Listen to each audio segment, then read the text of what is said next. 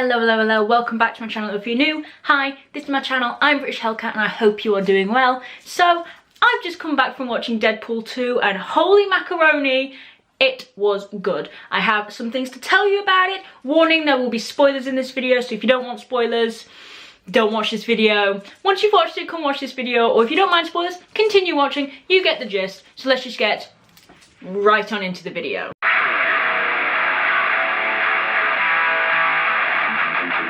So firstly, we have to talk about the humour.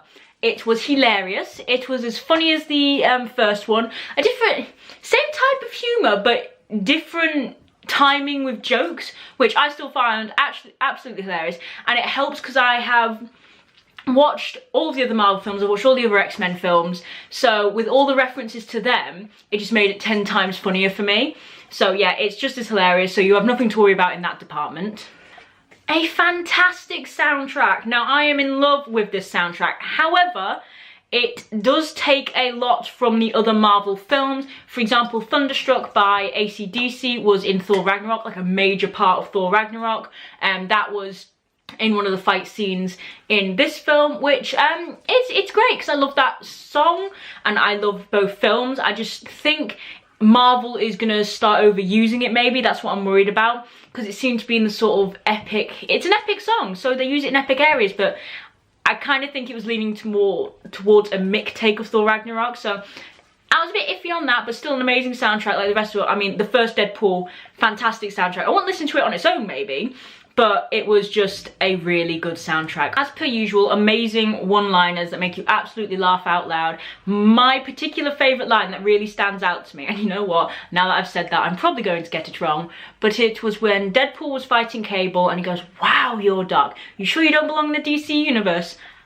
I peed myself. Not literally, but you get the gist. It was hilarious, and the look on Josh Brolin / Cable's face was hilarious. And just the whole concept, I mean, this is the one thing I love about the Deadpool idea, as it were, is that you can just take the mick out of other films. I normally don't like parodies and mick take films. Like, there was a Twilight mick take ages ago and I don't really like stuff like that normally, but Deadpool does it in such a way that it makes you want to love it. Now, what I think makes a good movie is an amazing beginning and a even more amazing end. Now, this film had that. The beginning was hilarious. It linked to Logan, which I'm not gonna lie to you guys, I haven't actually seen Logan yet, but I know everything that happens basically, so it wasn't a surprise to me and it still made me laugh out loud. So that was amazing. But the ending, oh my gosh, I love that ending so much, where it links back to where we first originally see Deadpool in the entire X-Men series, and just the ending scenes, it was fantastic. And remember, you have to stay to the end because of that end scene. It was great. Now, can we talk about the title sequence? If you thought the first title sequence was fantastic, which it was, the second one is even more so.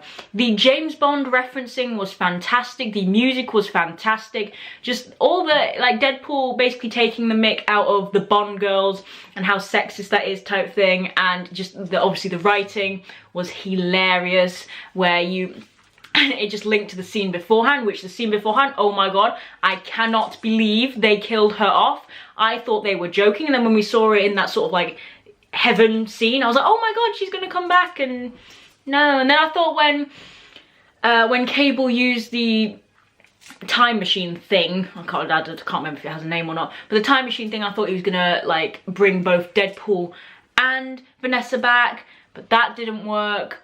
So she's dead. She's dead as a doornail, and I have had enough death. And you know what? Josh Brolin has been a part of both deaths. He wasn't really the cause of Vanessa's death, but he was in the same film. And Josh Brolin, you need to stop, man. You're bad luck charm. A lot of appearances from famous faces. We've got Brad Pitt and we have Bill Skarsgård. Those are just the two off the top of my head. And it was amazing just to see all of these famous people. And it was funny to see all these amazing people, because you know what, I love it when you see actors who do some serious films. For example, Bill Skarsgård in It. I like to see a different side of them, because you can tell they just know how to have a good time. You can tell they're laughing at themselves, which in turn is great. I love actors who can do that, i.e. Ryan Reynolds. And then there was a Canada reference, and he just gets so offended, like, shut your mouth. It was amazing. Ryan Reynolds is truly a gift to this universe, a gift to the cinematic experience, and a gift to the industry. He's just a fantastic human being. And if you don't like Ryan Reynolds, why? I don't understand. How could you not like Ryan Reynolds? That's like not liking puppies. I mean, like, why wouldn't you? I have two main criticisms of this film, and one of them's a little bit of a downer on this film in total, but the other one was just a diss on the first half, because for the first hour I felt like I was watching two different films. When we first see Cable, it's a bit of a Blade Runner, apocalyptic, sci-fi, bit of a Honor Among Thieves feel about it. And don't get me wrong, I'm a massive fan of those films and those types of books, but it's not what I signed up for with Deadpool, and you can't show me that and then not give me more of that, is all I'm thinking. But then, as I said, it just seemed like a very different story. Like, even when Cable came, like, back in time, it just seemed like a different story, and then it took so long for it to finally meld together. So that's one criticism. And my second criticism, the one that encompasses the entire film, is as funny as this film was, I felt like it tried just a bit too hard. And I don't know if it's because Infinity War had just happened and they wanted to make it as epic. I don't know if it's just this is how it was meant to be and it's just unfortunate.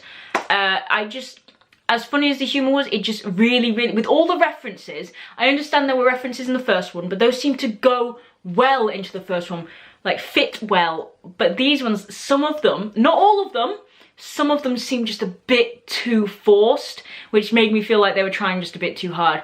Obviously funny, but did it really need that there at that point about that thing? I can't give you specifics. It just, at some points, I just sort of cringed just a little bit, because I was like, really? Is that what we're doing now? And as I think it was either the first or the second trailer of Deadpool said, once you've gone past 2, you're probably going to ruin it, but let's be honest, they're probably going to do a third one. Maybe. Fingers crossed, because, I mean, as I said, it was an enjoyable film, but the Pirates of the Caribbean franchise, once they went past number 3, ruined it. But then again, Marvel have been doing very, very well with their numerous films. And, I mean, we all saw the X-Men films. As long as it doesn't do anything dodgy like that, I think we'll be fine. But yeah, that has been me. I hope you've enjoyed this video. If you have, don't forget to hit the thumbs up down below and the big red subscribe button down below. It'd be greatly appreciated. Come join my internet family. We're an absolute laugh. We're complete and utter nerds. And all of my social media will be linked down below. Go follow me on all of them. I'm a nerd on there as well. That will come as no surprise, I am sure. And as I said, hit the like button down below, and I will see you guys in another video.